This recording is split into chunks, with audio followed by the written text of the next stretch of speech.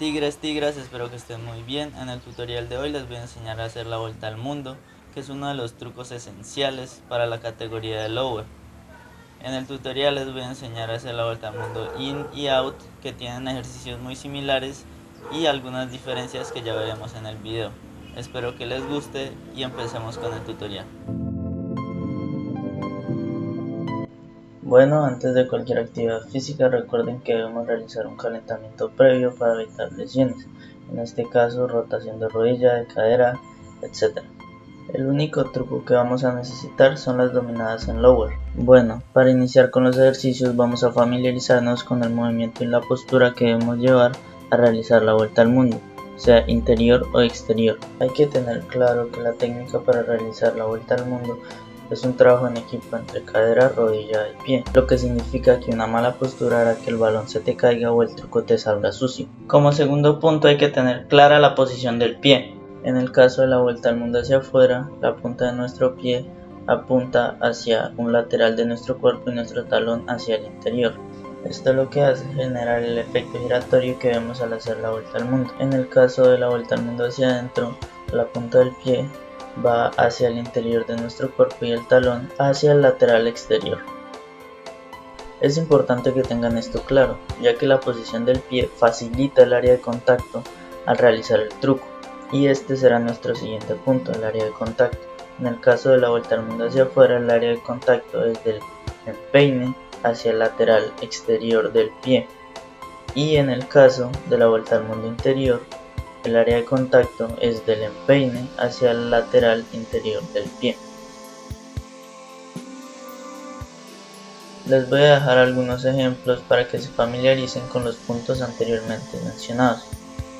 El movimiento, la postura de nuestro cuerpo, la posición del pie y último pero no menos importante, el área de contacto. Aquí pueden ver en los ejemplos que al momento de realizar la vuelta al mundo, el área de contacto está donde ya les mencioné anteriormente.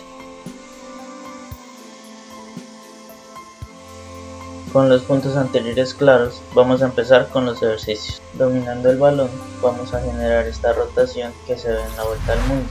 Como ven en los ejemplos, es importante que tengan claro que el balón tiene que subir en línea recta para que el truco no se les descontrole. No es necesario que pases completamente el pie, lo que queremos con el ejercicio es dominar esta rotación. Como siguiente punto vamos a aclarar la altura. Una buena vuelta al mundo no debería ir más arriba que la cadera, ya que si estamos iniciando, subir el balón demasiado puede generar una lesión.